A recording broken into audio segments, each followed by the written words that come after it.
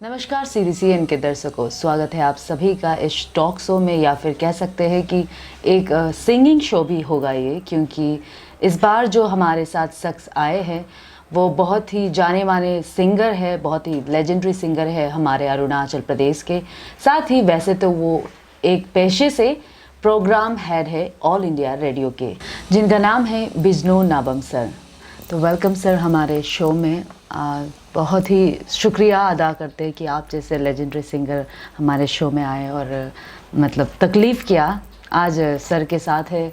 और हम ये भी बता दें सभी को कि सर एक बहुत ही उम्दा सिंगर है, लेकिन ऐसा है कि सर ने इतने सारे मतलब टीवीज़ में नहीं आए अभी तक, शायद अभी तक। हाँ, रेडियोज़ में सर ने ज़रूर प्रोग्राम दिया है। तो बहुत ही हम लोग आभारी है सर के कि सर ने आज हम लोगों को टाइम निकाल के समय दिया। तो सर सबसे पहले तो मेरा क्वेश्चन यही होगा कि आपका जो बायोडाटा है हिसाब से, तो स्कूलिंग कहाँ से किया सर, आपका ज़िंदगी कैसे स्टार्ट हुआ? स्कूलिंग के बारे में बताने से पहले मैं आपका सीडीसी नेटवर्क को मैं धन्यवाद देना चाहूँगा, क्योंकि ये एक आपने अपॉर्चुनिटी दिया है हमको कुछ बातें शेयर करने के लिए, और अपना ज़िंदगी के बारे में, आपका अपना काम के बारे में कुछ बताने के लिए हमको ये मौका दिया है। इसलिए मैं सीडीसीएन को बहुत बहुत धन्यवाद देता हूँ। Thank you so much sir. और रहा स्कूलिंग के बारे में, और इससे पहले आपने कुछ और एक चीज़ बोला है कि टीवी में आपने शायद प्रोग्राम नहीं किया होगा, लेकिन हमने टीवी में प्रोग्राम किया है। ऑल इंडिया दूरदर्शन ईटानगर का first video recording, song recording मेरा ही हुआ था। जी। और हमने सुना है ऑल इंडिया रेडियो का भी कुछ ऐसा ही। जी। उसका बाद एक टेलीविज़न शो या इसमें Doordarshan north eastern service Guwahati में, अच्छा, गुवाहाटी वहाँ भी एक दो गाना रिकॉर्डिंग हुआ था मेरा।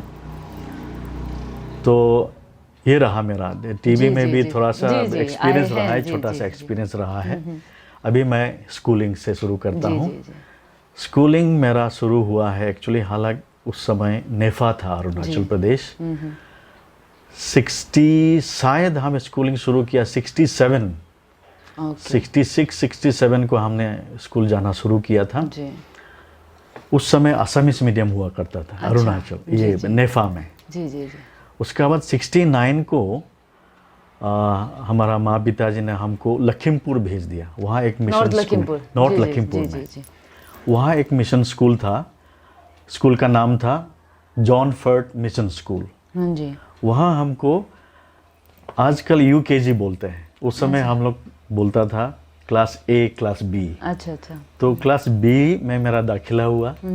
तो क्लास बी से लेके 79 तक हम नॉर्थ लखीमपुर जॉन फर्ट मिशन में स्कूलिंग किया। तब तो सर इस हिसाब से आपको एसएमएस भी बहुत बढ़िया आता है। एसएमएस आता है। जी। लिखने भी आता है। जी, बहुत बढ़िया लिखने भी आता है। अपने नेबरिंग स्टेट है, आपको होना जरूरी है।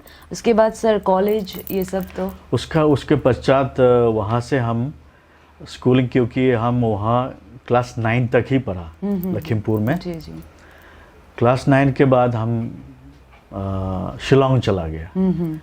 शिलोंग और असम का टोटली एनवायरनमेंट टोटली अलग था। शिलोंग में इंग्लिश बहुत चल रहा था। इंग्लिश भाषा से सारा का सारा एजुकेशनल सिस्टम चल रहा था, और असम में तो ज़्यादातर असमीज में चलता था। तो हमको सजेस्ट किया है कि शिलोंग में जाने के बाद हमको एक्चुअली क्लास 10 में दाखिला लेना था शिलोंग में, क्योंकि मैं असम से आ रहा हूँ, असमीज बैकग्राउंड से आ रहा हूँ। तो हमको वहाँ का प्रिंसिपल ने हमको सजेस्ट किया है कि बेहतर होगा आप क्लास 9 दोबारा पढ़ें। अच्छा, वहाँ शिलोंग में। तो क्लास 9 और 10 स्कूलिंग जो है शिलोंग डॉन बॉस्को स्कूल में किया। जी। उसके बाद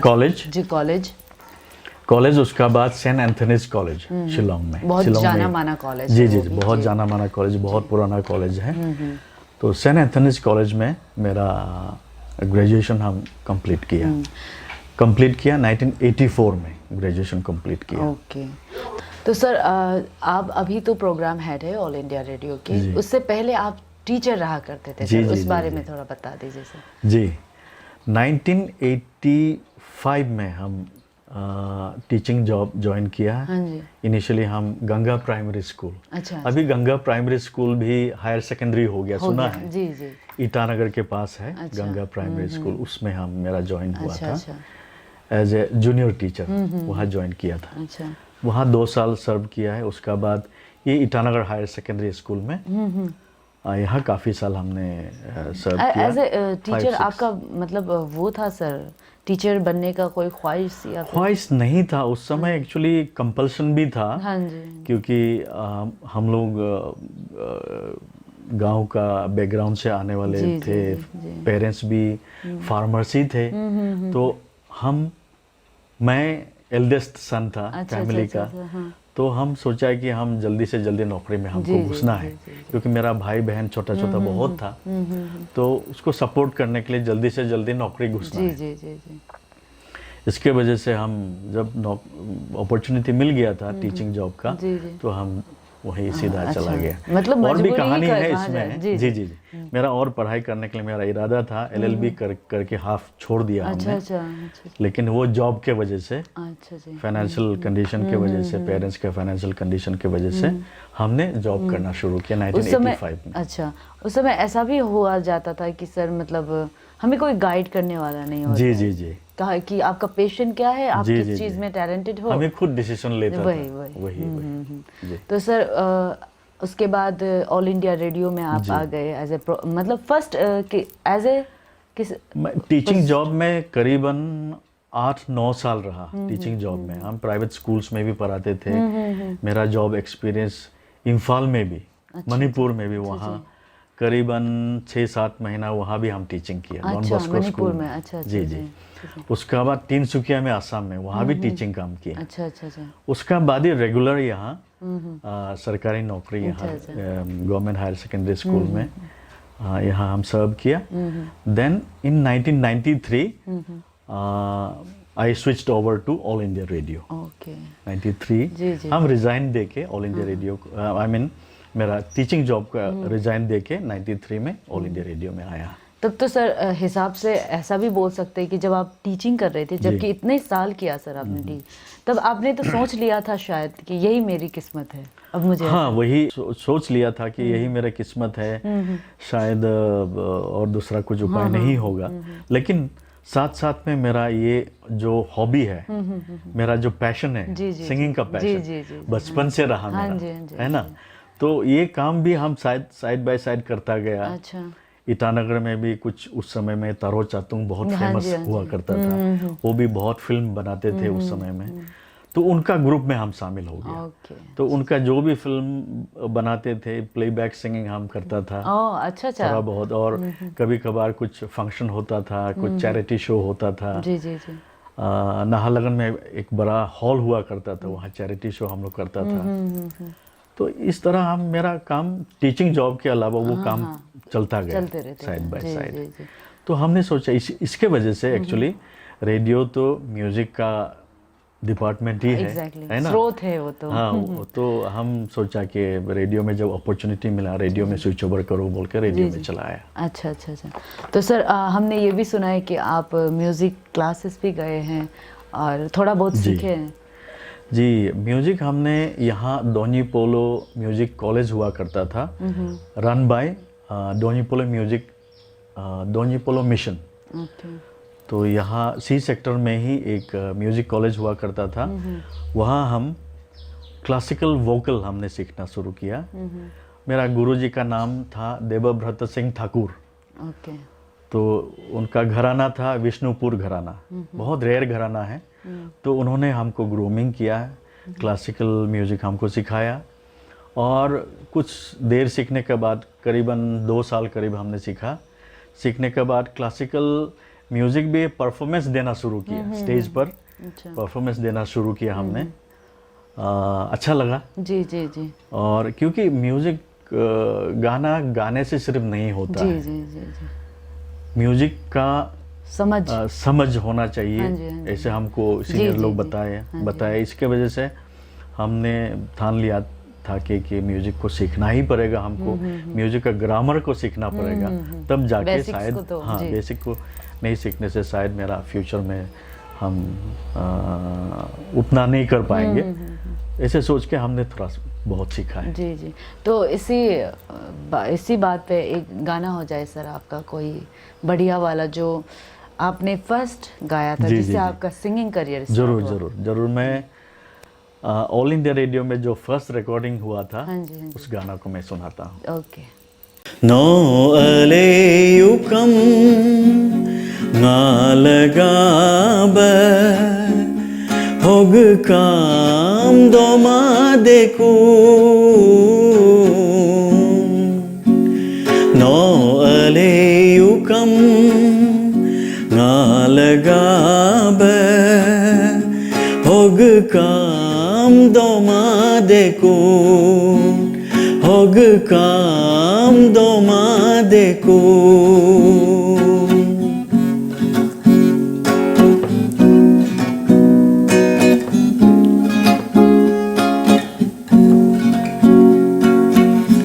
Ngunyi sobam namam paena, ngunyi nyirbam namam paena, ngunyi sobam namam paena, ngunyi nyirbam namam paena, hang holum padongo, no ankun adokoyo, no ankun adokoyo, no aleyukam nalagabe hogkam domadeku. No aleyukam nalagabe hogkam domadeku. Hogkam domadeku. Hogkam domadeku. Hogkam domadeku.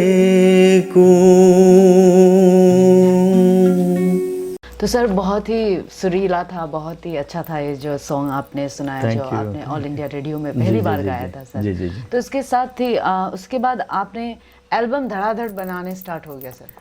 जी, ऐसा ही हुआ है। First कैसे start हुआ sir? All India radio में गाया था हम, first ये गाना को गाया था रिकॉर्ड, इसका साथ और 2 गाना गाया था।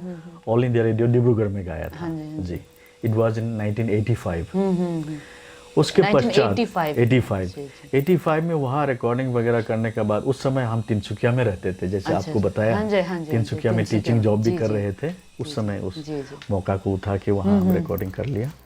तो 85 में यहाँ ईटानगर में हम जॉब करना शुरू किया, गवर्नमेंट जॉब करना शुरू किया।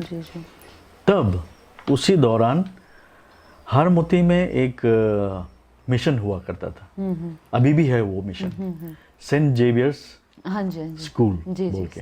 अभी Saint Xavier's school Don Bosco भी नाम में अभी मैंने एक साथ नाम हो गया, सेंट जेवियर्स डॉन बॉस्को बोल के अभी बोलते हैं। तो उस स्कूल का प्रिंसिपल था फादर सीसी जोस बोल के था। तो उन्होंने सजेस्ट किया है कि आप गाना गाते हैं, चलो मैं एक म्यूजिक एल्बम स्पॉन्सर करता हूँ, मैं ही खर्चा कर दूंगा, आप गाना गाइए। लेकिन एल्बम में कुछ मॉडर्न सॉन्ग, अपना मॉडर्न सॉन्ग होना है और कुछ क्रिश्चियन सॉन्ग्स भी होना है। तो हमने हाँ कर दिया। और मेरा साथ और एक कलाकार को, हमसे भी सीनियर था वो, उनको लाने के लिए बोला है। उनका नाम था तसर तसे, वो अभी नहीं है, इस दुनिया में नहीं है वो। तो हम दोनों ने वहाँ हारमोती में जाके वहाँ वही बैठ के गाना कंपोज करना शुरू किया। और 6 निशी मॉडर्न सॉन्ग और 6 निशी क्रिश्चियन सॉन्ग। 12 सॉन्ग। उस समय कैसेट हुआ करता था, फीता में रिकॉर्डिंग हुआ करता था, रोल होता था। तो उसका रिकॉर्डिंग हुआ था इम्फाल में।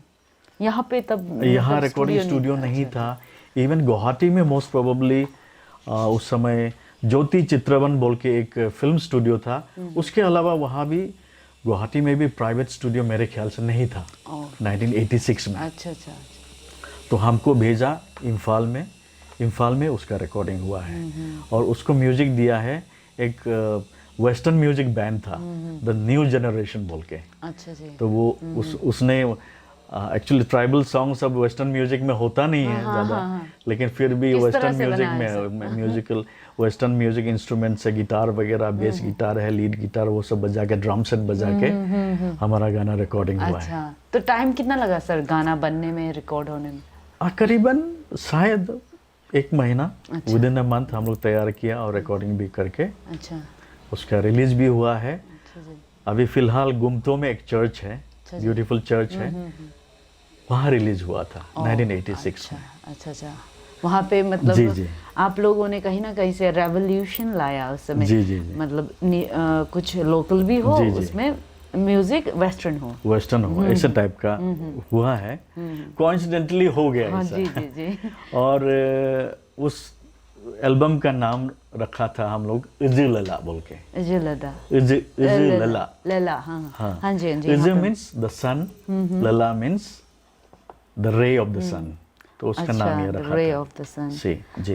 ओके। तो उसके पश्चात हमारा नेक्स्ट एल्बम था Komchi Lala. That was historical album. Okay, Komchi Lala. Iji Lala करने के बाद और मेरा रेडियो का गाना सुनने के बाद हमारा बाकी जो अरुणाचल का जो सीनियर आर्टिस्ट लोग मेरे बारे में जानने लगा, जैसे बेंगिया हेमंतो लोग, बेंगिया ताब लोग, वो लोग हमारा नाम सुनने लगा है। तो रेडियो में गाते हैं, एल्बम में भी गा रहा है। तो हमको तलाश करने लगा वो लोग। तो तलाश करके वो लोग हमको मिल गया। तो हम लोग एक साथ बैठ के ऐसे गाना कंपोज करने लगा। तो हम लोग एक दिन डिसाइड किए चलो एल्बम बनाते हैं। ओके। इस तरह हम लोग बना के, उस समय एक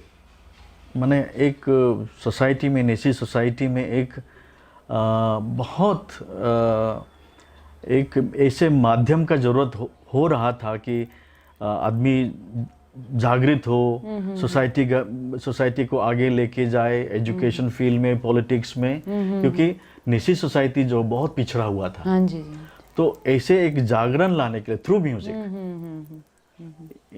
लोगों को इंस्पायर करने के लिए थ्रू म्यूजिक हम लोग मैंने सोचने लगा कि इसी तरह का एक कुछ म्यूजिक हम लोग कंपोज करें, गाना कंपोज करें और उसको एल्बम बनाएं, लोगों को सुनाएं, मतलब अवेयरनेस क्रिएट करने के लिए। जी। अच्छा, तो इसी तरह हम लोग बनाए वो कोमची लला।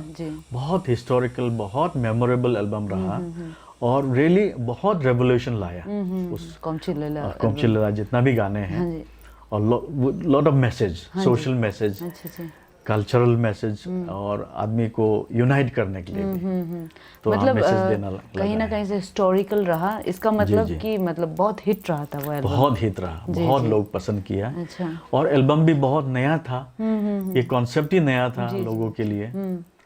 और हम लोग के यहाँ का आदमी लोग बॉलीवुड का गाना कैसेट में सुनता था, लेकिन निशी गाना कैसेट में सुनने को मिलना फर्स्ट टाइम था। अच्छा, बहुत अच्छा लगा हमें लोग। जी। तो अभी भी लोग उसको याद करते हैं, बहुत याद करते हैं। वो एल्बम का भी एक गाना हो जाए सर। जी जरूर। उसका सबसे मेरा है अपना ही कंपोजिशन, अपना ही धुन बनाया हुआ। जी। मैं आपको एक गाना सुना देता हूँ। Okay.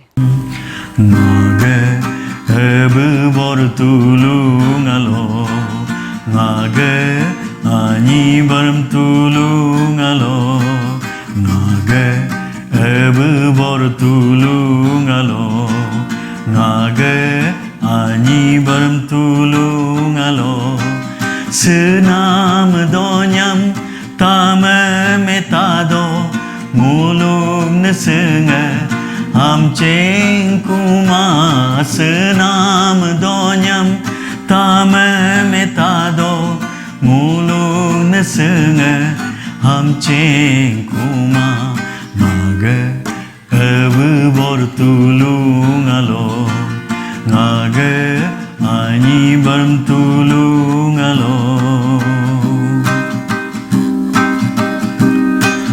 lepe paba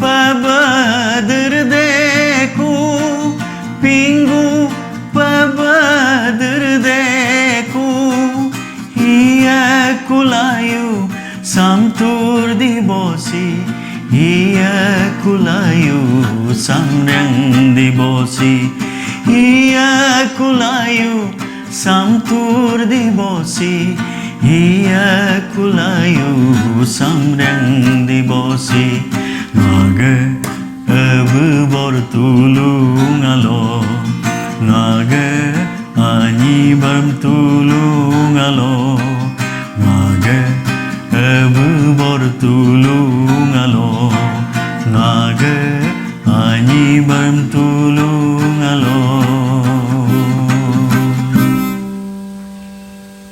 sir Kaumchi Laila का जो अभी आपने सॉन्ग गाया बहुत ही खूबसूरत गाना था। Thank you. जैसे कि आपने पहले बोल ही रखा है कि ये बहुत ही हिट जी, एल्बम जी, था। जी, तो जी। उसके बाद सर कौन सा एल्बम आया सर? उसके पश्चात आया है यूमा बोल के, जस्ट 1 साल के करीब। कौमची लैला रिलीज हुआ है 1989 जी जी 89 में, और 1 साल के बाद 91 में यूमा बोल के एक रिलीज हुआ है। उसका प्रोड्यूसर थे नाबम ताता और नाबम पेखी। अच्छा जी। नाबम ताता मैं बता दूं बहुत अच्छा लिरिसिस्ट है।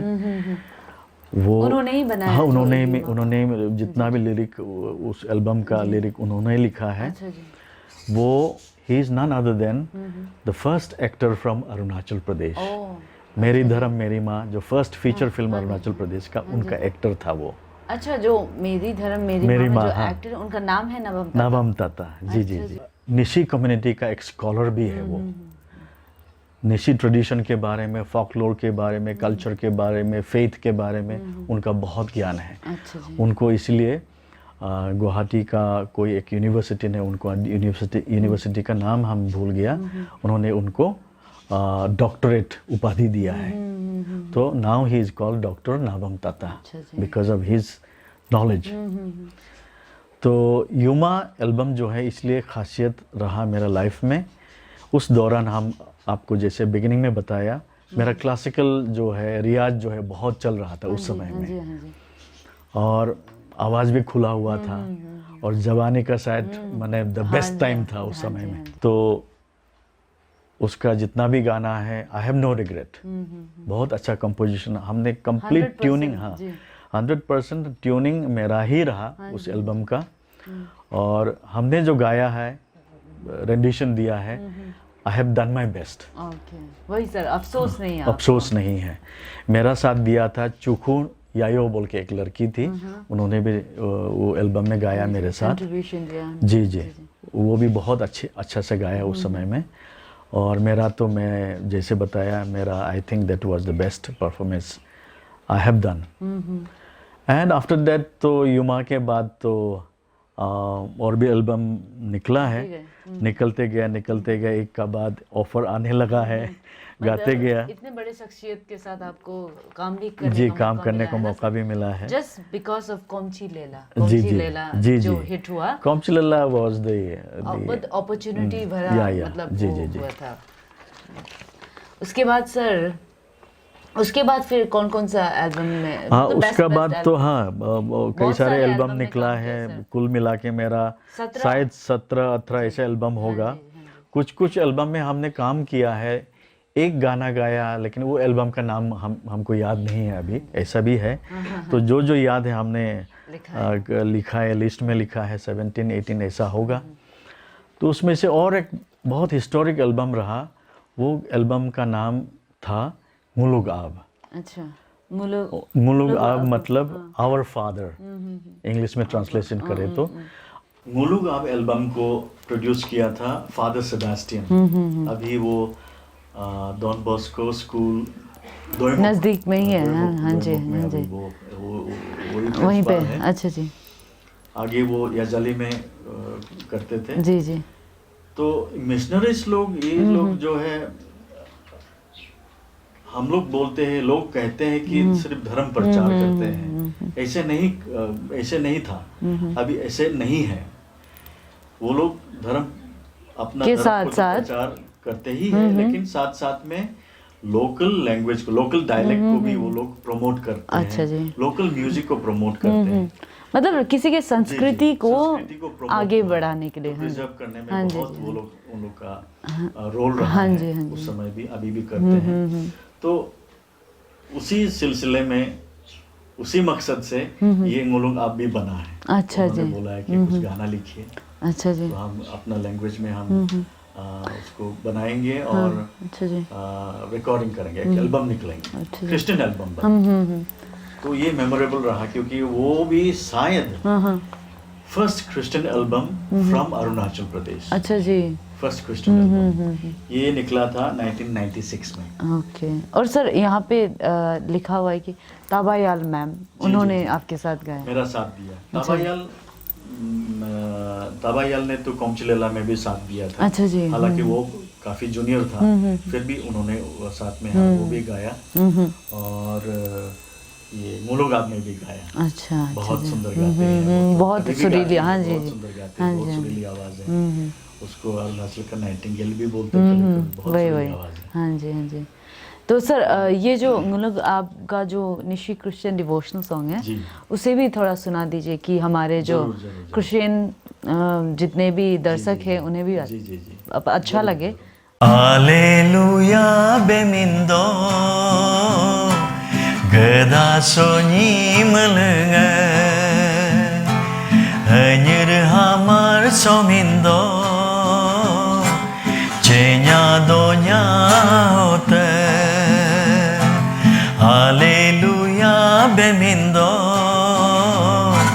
cenya donya hote hanyir hamar somindo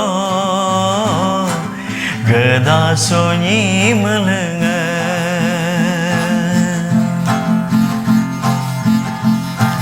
mulam rendibo Jisu Kristo Bethlehem derbo payu mulam rendibo Jisu Kristo Bethlehem derbo payu anyanuju mulmelenge kertaba isor kongam anyanuju mulmelenge kertaba isor kongam Alleluia bemindo geda sonyi melenge Alleluia bemindo cenya donya hote geda sonyi melenge cenya donya hote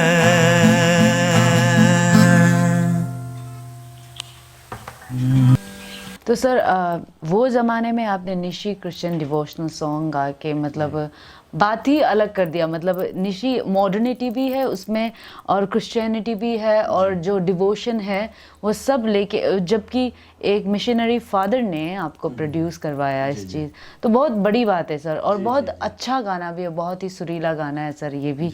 तो इसके बाद मैं पूछना चाहूँगी कि sir जो पुराने जो एल्बम्स थे इनका किस्सा तो हुआ सर, जो आपने जो गाए थे अपने टाइम में, अब जो नए जैसे कि नए गाने आए, नई एल्बम्स आए, उनका थोड़ा सा हाईलाइट कर दीजिए सर। हाँ, मेरा भी ऐसा कोमचिलेला या इजुलेला का दौर से, उस समय से लेके मेरा भी थोड़ा सा कंपोजिशंस में चेंजेस आने लगा है, समय के साथ चेंजेस आने लगा है। हम यहाँ से ईटानगर से मेरा ट्रांसफ़र हो गया ऑल इंडिया रेडियो पासीघाट। अच्छा जी। पासीघाट चले गए। पासीघाट में भी लोग पहचानने लगा कि ये तो गाना गाते हैं। तो वहाँ के लोग एक एल्बम वो लोग ऑफर दिया है, आयांग बोल के। आयांग, अच्छा। आयांग का मीनिंग क्या था सर? 1997 को। आयांग का मतलब प्यार। अच्छा, अच्छा। आदि हाँ जी, हाँ जी। तो और यहाँ पे लिखा हुआ है कि सॉन्ग विद उषा उत्थुप। अच्छा जी। तो हमको मौका मिला है उषा उत्थुप जी के साथ गाना गाने के लिए। अच्छा। उसको रिकॉर्डिंग करने के लिए हम लोग कोलकाता, बहुत बड़ी बात है सर। कोलकाता गए, कोलकाता। अच्छा, कोलकाता में हुआ सर? कोलकाता में रिकॉर्डिंग हुआ। कोलकाता में उषा उत्थुप जी का अपना स्टूडियो में ये रिकॉर्डिंग हुआ है। अच्छा जी। It was a new experience, new music वहाँ का, क्योंकि वहाँ का वेस्ट बंगाल का तो म्यूजिक में तो बहुत एडवांस है। हाँ जी, हाँ जी, वहाँ पे तो कोलकाता का घर से निकल के हाँ, आते हैं, घर घर से। जी जी। तो उनका म्यूजिक का साथ हमको गाना गाने के लिए मौका मिला है। That was a new experience. शायद उसके वजह से मेरा कंपोजिशन में भी थोड़ा सा ट्रांसफॉर्मेशन आने लगा है, थोड़ा थोड़ा आने लगा है। हालांकि मेरा सोच, मेरा जो कुछ कुछ चीज तो वो ओरिजिनलिटी तो रहेगा ही, लेकिन म्यूजिक में थोड़ा सा मैं बदलाव लाने की कोशिश किया। उसके बाद आयांग आया, उसके बाद आजिन आया है। अच्छा जी। अशोक सोनाम के साथ आजिन हम काम किया है। उसका बाद करते करते बीच में थोड़ा सा गैप रहा मेरा, काफ़ी गैप रहा, क्योंकि हम डिब्रूगढ़ में काम मेरा ट्रांसफ़र हो गया। पासीघाट के बाद डिब्रूगढ़ ट्रांसफ़र हुआ है, तो ये ट्रांजिशन पीरियड में कुछ काम नहीं हुआ है। तो हम वापस आए 2016 को। अच्छा। ईटानगर वापस आ गए। और 2016 को आए थे, मतलब रिसेंटली ही है सर। हाँ जी, हाँ जी, हाँ जी, हाँ जी। तो 2016 आते ही हमको लोग देखा है यहाँ, आप वापस आ गए। अच्छा, चलो फिर काम करते हैं। अच्छा। इसी तरह का फिर पहले के फ्रेंड्स लोग फिर मिल गए। जी। फ्रेंड सर्कल को फिर मुलाकात हो गया। फिर लोग, न्यू जनरेशन लोग भी हमको, मेरा नाम जो सुनते थे वो लोग, तो वो हमको देखने लगा। वो लोग बोला कि अच्छी आप गाना पड़ेगा, हमारा एल्बम में गाना पड़ेगा, या मेरा एक शो है, आप वहाँ आके प्रेजेंट करना पड़ेगा। जी जी जी। कम से कम एक गाना गा दीजिए, या ऐसे महफिल के वो जमाने के लिए हमसे जमाने के लिए, या वो शोभा बढ़ाने के लिए ऐसे होता है, तो लोग बुलाने लगे। 2016 से धराधर फिर से स्टार्ट तो प्रोग्राम करना शुरू हो गया मेरा। वो आपकी मतलब जो गरिमा आपने बना के छोड़ के गए थे, वो फिर से मतलब फिर से उठ गए। मतलब एक्चुअली हम सोचने लगा कि हमको तो लोग भूल गए होंगे, तो काफी ब्रेक हो गया। जी जी। तो ऐसे सोचने लगे थे। तो हम भी सोचा गया क्या रखा है सिंगिंग में, तो क्या रखा है, कुछ हमारा स्कोप भी तो नहीं है। सही में फाइनेंशियली स्कोप नहीं है। हाँ जी, हाँ जी। निशी गाना गाने से हमारा मार्केट नहीं है। वही सर। तो हम खुद जानते हैं, लेकिन अपना पैशन के लिए मैं काम करता हूँ। तो ये जब हमको लोग ढूंढने लगा है, शुरू किया है, एल्बम में फिर चांस देने लगा है, तो हमको फिर ये दिल में ये एक इंटरेस्ट पैदा हो गया कि चलो जब तक मेरा दम है चलो करते रहना, करता रहूँगा। तो इसलिए मैं कर रहा हूँ अभी। तो 2016 आने के बाद इस तरह हम फिर से अभी स्टार्ट भोटे गया। जोकुम फेस्टिवल के समय में दोईमुख में मेरा परफॉर्मेंस हुआ। फिर ईटानगर में भी परफॉर्मेंस, बहुत सारे जगह में देखा सर मैंने आपका परफॉर्मेंस। और 2018 में 2 ऑफरिंग आया। हाँ जी। एक एल्बम था क्योगी प्योरी बोल के। अच्छा जी। वो बामंग लोरम बोल के एक हमारा निशी कम्युनिटी का फेमस जो सिंगर है, उन्होंने ये प्रोड्यूस, शायद उनका कम्युनिटी ने प्रोड्यूस किया है। उसमें एक गाना हमको चांस दिया है। तो उसमें हम इन्वॉल्व हो गया, उसमें एक गाना गाया। उसके पश्चात तोको यलम गेमी बोल के एक, वो भी आर्टिस्ट है, खुद रेडियो आर्टिस्ट है, अच्छा गाना गाती है। तोको यलम बोल के। और नीलम पोप, वो भी अच्छा साइड का है, वो भी अच्छा गाना गाता है, बहुत टैलेंटेड कलाकार है। वो दोनों ने हमको अप्रोच किया है, हम लोग रीमेक ऑफ ओल्ड मेलोडीज बनाएंगे बोल के। अच्छा, जो पहले आप लोगों ने गाना गाए गाता था। हाँ जी। तो उसको रीमेक कर, हाँ, उस समय तो सिर्फ हारमोनियम, तबला, मैंडोलिन वगैरह बहुत सिंपल म्यूजिक था। तो उसी को कुछ अच्छा गाना को सिलेक्ट करके रीमेक करेंगे बोल के वो लोग अच्छा जी निकले आया। तो हम खुश हो गए, ठीक है मैं दोबारा गा दूंगा उसको, सेम गाना को दोबारा गा दूंगा, लेकिन जो म्यूजिक होगा थोड़ा अभी मॉडर्न वाला। हाँ जी। अभी का इंस्ट्रूमेंट, अभी का म्यूजिक, अभी का फ्लेवर डाल के, क्योंकि अभी का फ्लेवर डालने से लोग आज का जमाना का लोग पसंद करेंगे। जी जी जी। हाँ जी जी, मतलब और पुराने होते गए तो मतलब वो साउंड का जो क्वालिटी होता है वो भी अलग हो जाता है। इसलिए तो अभी बॉलीवुड का भी जितना भी पुराना गाना सब अभी YouTube में देखते हैं, रीमेक होके आते हैं। हाँ जी, हाँ जी, वही अच्छा लगता है। पुराने चीज याद करवा देते हैं। Doni nagjinam nagnyo de dohidan mut nalakango. Doni nagjinam nagnyo de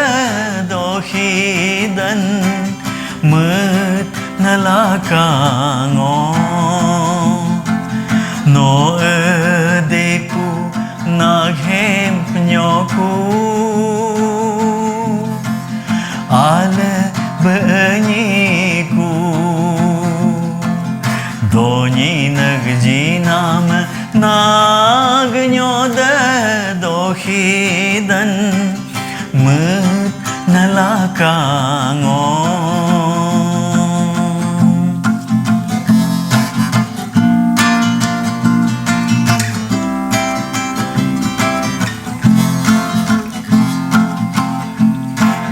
naga nyiju juse naga nyegom bese naga puduru se naga rongoro se donen mut nalaka donen mut nalaka doni nagjinam nagnyoda dohidan mut nalakango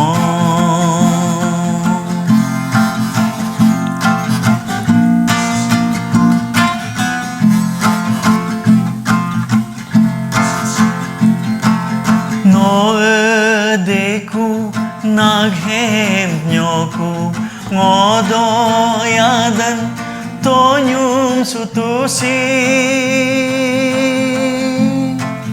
noedeku naghem nyoku ngodoyadan tonyum sutusi naga enteram kapakurango naga hempam hempakurango naga enteram kapakurango naga hempam hempakurango doni nagjinam nagnyoda dohidan mut nalakango noedeku naghem nyoku ale beanyiku ale beanyiku ale beanyiku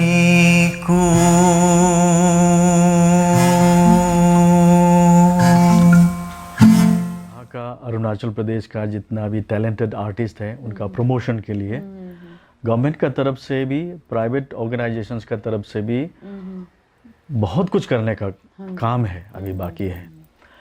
उस समय जैसे दोनी पोलो music college उसको continue रखना था। बहुत लोग अभी music सीख के निकलना था और फाउंडेशन अच्छा होना था, म्यूजिक बेसिक नॉलेज होना था आदमी का। ये नहीं रहा जो बेसिक वो बेसिक होना चाहिए। और म्यूजिक मतलब जी जी जी जहाँ पे थे वहीं पे अभी भी मतलब वही है। छुटपुट इधर उधर ट्यूशन सेंटर्स है, कोई प्राइवेटली घर में जाके सिखाते हैं, बहुत कम है यहाँ। और हम यहाँ रियलिटी शोज में जाते हैं, बहुत कुछ निशी आइडल जस्ट हाल ही में ख़त्म हुआ है। ऐसे आइडल्स वगैरह बहुत कंपटीशन यहाँ ऑर्गेनाइज करते हैं। तो आर्टिस्ट लोग का साथ इंटरेक्ट करने में हमको पता चलता है कि म्यूजिक का बिल्कुल ज्ञान नहीं है, बेसिक नॉलेज भी नहीं है, out of interest they are singing, है ना। तो फाउंडेशन अच्छा होना बहुत ज़रूरी होता है आगे जाने के लिए। जैसे नेशनल लेवल में जाने के लिए, बॉलीवुड में जाने के लिए म्यूजिक का फाउंडेशन अच्छा होना बहुत ज़रूरी है। वही सर, ऐसा मेरे ओपिनियन के हिसाब से ऐसा लगता है कि जैसे कि अरुणाचल से भी इंडियन आइडल या फिर बड़े बड़े सारेगामापा ऐसा में जाते हैं, लेकिन कितने राउंड तक जाने के बाद वापस आ जाते हैं। कुछ हद तक जाएंगे फिर वापस आएंगे, क्योंकि फाउंडेशन ठीक नहीं है ही नहीं। वही सर, कि वहाँ जाके देखते हैं कि कम्पीट करना बहुत मुश्किल होता है। वही सर, इतना क्लासिकल बेस्ड माने कॉम्पिटिटर्स लोग होता है ना। तो यही एक्चुअली है। तो इसलिए मेरा आह्वान ये रहेगा गवर्नमेंट को भी कि अरुणाचल प्रदेश में मेनली ईटानगर में डिस्ट्रिक्ट हेडक्वार्टर्स में म्यूजिक इंस्टीट्यूट हो, जहाँ not only singing, classical dance का भी और म्यूजिकल इंस्ट्रूमेंट्स का भी उसको माने क्लासेस हो, इंस्टीट्यूट्स हो ऐसा, ताकि हमारा बच्चे लोग जितना भी टैलेंटेड है वो वहाँ सीख सके, अच्छा से सीख सके और आगे बढ़ सके। Not only national level, international level तक भी जा सकते हैं हमारा बच्चा लोग, इतना टैलेंटेड है। हम सुनते हैं इवन वेस्टर्न म्यूजिक में भी बहुत टैलेंटेड है। जैसे ताबा चाके का मैं नाम लेना चाहूँगा, वो बॉम्बे में अभी रहता है। अच्छा जी। He is looking for, he is struggling okay. to what you call become what you call to come to limelight। Okay. तो ये अगर हमारा यहाँ आगे होता, शायद ताबा चाकेल अभी तक लाइमलाइट में होना था, even in international arena also. लेकिन ताबा चाके is doing very well, Nabam तकर इज डूइंग वेरी वेल। उनका यूट्यूब में, अपना चैनल में जितना भी गाना रिलीज हुआ है, अभी वो न्यू जनरेशन में बहुत फेमस है, बहुत फेमस है। तो इसी तरह फाउंडेशन को ठीक करना जरूरी है। घर बनाने से नहीं होता है सिर्फ, है ना, घर का फाउंडेशन स्ट्रांग होना पड़ेगा और आगे बढ़ने के लिए या स्ट्रांग रहने के लिए और दूसरों को कम्पीट करने के लिए, है ना। ये मैसेज मैं देना चाहूँगा सर आपने, क्योंकि मतलब हमारे बच्चे लोग, यहाँ के जितने भी जनरेशन सिंगर्स लोग हैं, छोड़ देते हैं, क्या तो मिलेगा। जाते भी है तो रियलिटी शोज के लिए। उससे पहले यहाँ पे अपने स्टेट में ही उन लोगों को एक स्कोप नहीं मिला जा रहा है। जी। इसलिए उन लोग ढूंढ यहाँ के जाते स्कोप हैं, नहीं मिलेगा, यहाँ मार्केट ही नहीं है। हाँ जी, बाहर जाना ही पड़ेगा। वही चीज को बढ़ावा देना जरूरी है। जी। थैंक यू सो मच, आज हमारे साथ सर आप बैठे और बहुत सारे सॉन्ग सुनाए। थैंक यू सो मच, बहुत तहे दिल से शुक्रिया अदा करती हूँ सर। मैं भी तहे दिल से आपको शुक्रिया अदा करना चाहूँगा, CDCN नेटवर्क को शुक्रिया अदा करना चाहूँगा, और आप सभी दर्शक को। आपने बहुत हमको प्यार दिया है, इज्जत दिया है, और ऐसे देते रहिए। मैं जब तक मेरा हिम्मत है, जब तक मेरा जहन में ताकत है, मैं गाता रहूँगा और आप लोग को एंटरटेन करता रहूँगा। Thank you. Ngage ebu bortulungalo, ngage ani baram tulungalo, ngage ebu bortulungalo, ngage ani baram tulungalo, senam donyam tame metado, mulung nesenga Amceng kuma senam donyam tame metado mulung nesenga amceng kuma nage ebu